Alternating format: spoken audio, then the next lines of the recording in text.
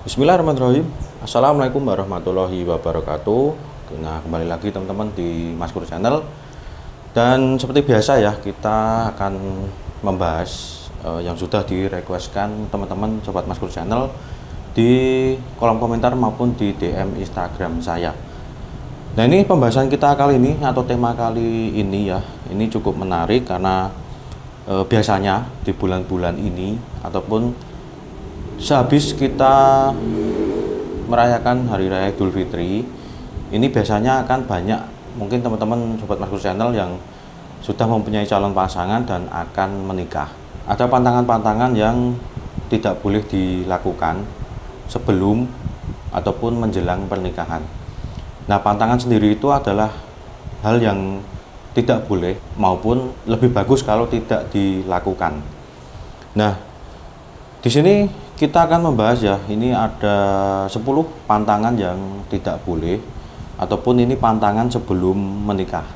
Nah, buat teman-teman yang akan menikah, nanti disimak baik-baik ya pantangannya itu apa saja. Sebelum menikah yang pertama adalah mendaki gunung. Calon pengantin dilarang mendaki gunung. Menurut kepercayaan kejawen, gunung merupakan tempat yang memiliki potensi gaib sangat tinggi. Nah, ini teman-teman juga mungkin kemarin beberapa viral ya cerita pendaki gunung, karena memang di gunung itu potensinya gaib itu sangat tinggi, sehingga dikhawatirkan bahwa calon pengantin bisa dalam tanda kutip diculik atau dibawa masuk ke alam gaib. Jadi karena di gunung itu memang dipercaya ya itu banyak portal gaib. Bahkan kemarin mungkin beberapa cerita ya, ada yang masuk ke portal gaib beberapa hari itu baru ketemu. Nah, ini sangat berbahaya kalau calon pengantin sebelum menikah itu mendaki gunung. Nah, kita lanjutkan. Di sisi lain, pantangan ini juga diberikan demi keamanan calon pengantin. Terlepas dari segala hal, tak bisa dipungkiri bahwa mendaki gunung merupakan salah satu kegiatan ekstrim. Begitu banyak resiko yang mungkin saja terjadi saat mendaki, mulai dari terpeleset, jatuh, hingga tersesat. Nah, ini buat yang mungkin hobi mendaki gunung, untuk calon pengantin mungkin sebelum menikah ini untuk dihindari ya, ataupun ini salah satu ataupun nomor satu pantangan dari sebelum menikah. Nah, oke, kita lanjut lagi teman-teman di urutan yang kedua. Di urutan kedua ini yaitu berkendara seorang diri. Sebelum menikah, calon pengantin tidak disarankan untuk berkendara seorang diri ataupun berkendara sendiri ya. Nah, ini merupakan salah satu pantangan yang ada di Primbon, Jawa. Nah, bila calon pengantin ingin pergi ke suatu tempat, itu harus bersama orang lain yang mengendarai kendaraan tersebut. Jadi tidak sendiri, lebih baik itu calon pengantinnya di belakang ataupun yang tidak mengendarai. Nah, dengan begitu si calon pengantin akan lebih terjamin keamanannya. Bukan hanya mengurangi kemungkinan terjadi kecelakaan, tetapi juga memiliki seorang teman yang bisa membantu saat bahaya menghadang. Nah, lebih baik kalau kemana-mana bepergian, entah itu naik motor maupun mobil, itu disarankan ini harus ada temennya yang menyetir ataupun yang kalau motor yang di depan. Nah, itu tadi nomor 2. Kita lanjut lagi di urutan yang ketiga. Yang ketiga ini yaitu melakukan perjalanan jauh. Pantangan sebelum menikah yang paling terkenal adalah calon pengantin tidak diperbolehkan melakukan perjalanan jauh, seperti antar provinsi ataupun bahkan ke luar negeri. Bukan tanpa sebab, lagi-lagi melakukan perjalanan jauh membawa resiko tinggi dalam segi keamanan termasuk kecelakaan. Akan lebih baik jika sebelum menikah calon pengantin tidak melakukan perjalanan jauh. Rencana untuk liburan mungkin bisa ditunda dulu. Nah, teman-teman bisa melakukan liburan bersama pasangan itu setelah menikah ataupun honeymoon ya. Nah, selain dilarang untuk melakukan perjalanan jauh dari jalur darat maupun udara, calon pengantin juga sebaiknya tidak berpergian di jalur laut ataupun naik kapal ya. Dikhawatirkan calon pengantin mengalami insiden buruk yang mungkin saja bisa menenggelamkannya. Nah, ini pantangan yang nomor 3, yaitu tidak boleh melakukan perjalanan jauh, baik itu di jalur darat, udara maupun perairan. Nah, kita lanjut ya teman-teman ya, di urutan keempat. Di urutan keempat ini mungkin beberapa adat di teman-teman mungkin masih ada atau enggak ya, yaitu bertemu pasangan. Nah, dilansir dari Primbon Jawa, kedua calon pengantin juga dilarang untuk saling bertemu atau bertatap muka. Nah, ini durasinya ataupun tidak bolehnya itu yaitu 15 hari sebelum menikah. Hal ini dimaksudkan agar aura wajah calon pengantin tetap terjaga. Ketika kita jarang ketemu dengan pasangan pun akan meningkatkan rasa bahagia ketika akhirnya bisa berjumpa di hari pernikahan.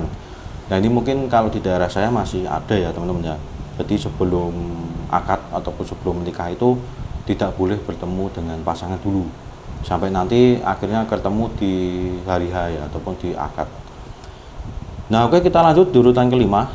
Di urutan kelima ini yaitu berenang. Nah, pantangan yang kelima ini adalah calon pengantin tidak boleh berenang. Ini sama juga 15 hari sebelum melakukan pernikahan. Alasannya adalah agar tidak mengundang energi-energi negatif sebelum pernikahan yang berisiko itu membuat pernikahan menjadi gagal. Nah, ini juga berenang tidak boleh juga 15 hari sebelum ya.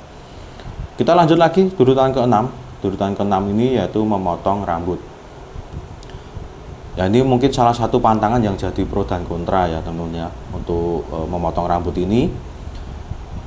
Nah, dahulu banyak yang percaya bahwa calon pengantin itu tidak boleh memotong rambut sebelum menikah. Namun saat ini pantangan ini jarang dilakukan, sebab tidak sedikit calon pengantin yang memotong rambutnya sebelum hari H agar tampil lebih menarik. Ya, ini dulu mungkin ada beberapa ya yang tidak memotong rambut, tetapi mungkin kalau untuk saat ini beberapa kali itu malah merapikan rambut dulu ya, agar nanti tampil lebih menarik. Nah, oke, kita lanjut di urutan ke-7. Di urutan ke-7 ini yaitu tidur larut malam. Nah, tidur larut malam merupakan salah satu kegiatan yang pantang dilakukan sebelum menikah. Nah, bukan tanpa alasan. Begadang bisa menurunkan imun tubuh, sehingga dikhawatirkan jika calon pengantin terus-terusan begadang sebelum hari pernikahan itu kondisinya malah nanti di hari H itu akan drop ya. Nah, selain itu calon pengantin akan membutuhkan energi yang cukup besar di hari H, sebab acara pernikahan yang kompleks bisa menguras tenaga baik secara fisik maupun mental, sehingga akan lebih baik jika calon mempelai memiliki istirahat yang cukup, tidak begadang ya. Dan tak hanya itu, kurang tidur juga bisa menyebabkan penampilan menurun, mulai dari mata panda hingga kondisi kulit yang memburuk. Jadi kalau kurang tidur ya teman-teman bisa ciri-cirinya seperti apa ya. Jadi selain untuk tubuh yang drop lalu imunitas menurun, itu di penampilan wajah pun juga tidak baik, kurang cerah ya. Nah, oke, kita lanjut di urutan ke-8. Nah, di urutan ke-8 ini yaitu mencoba skincare baru. Ini buat mungkin khususnya untuk mempelai wanita ya, tapi juga tidak menutup kemungkinan mempelai pria juga. Nah, mencoba produk skincare baru memang terdengar menyenangkan. Namun jangan lakukan hal ini beberapa hari sebelum menikah ataupun beberapa hari sebelum hari H. Bukan tanpa alasan, ini tak akan menjadi masalah jika memang kulitmu bisa beradaptasi dan langsung cocok dengan produk tersebut. Jangan lupakan kemungkinan bahwa kulitmu akan menolak dan tidak cocok dengan produk baru tersebut. Jika hal ini terjadi, maka kulit bisa mengalami breakout ataupun kerusakan lainnya, sehingga kondisinya tidak bisa optimal di hari H pernikahan. Pantangan sebelum menikah ini bukan hanya berlaku untuk pencobaan skincare, tetapi juga produk make up baru lainnya. Akan lebih baik jika kalian setia dengan produk yang selama ini kamu pakai dan yang menurut teman-teman itu cocok ya, untuk menghindari hal-hal yang tidak diinginkan.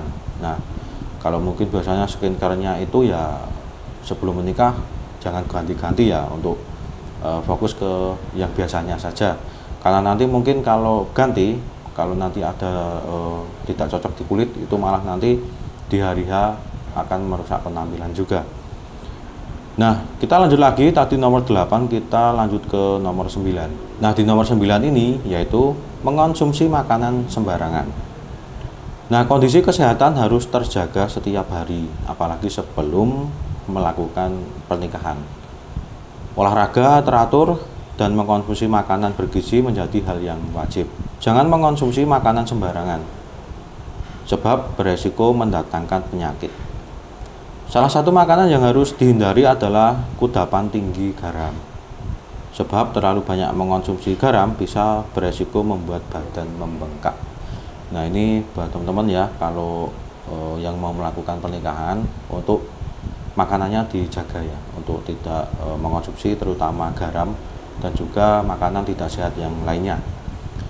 Nah, kita di urutan ke-10. Nah, ini mungkin urutan ke-10 ini pantangan yang menurut saya berbahaya juga ya, walaupun ini mungkin terdengar sepele, yaitu bertemu mantan kekasih.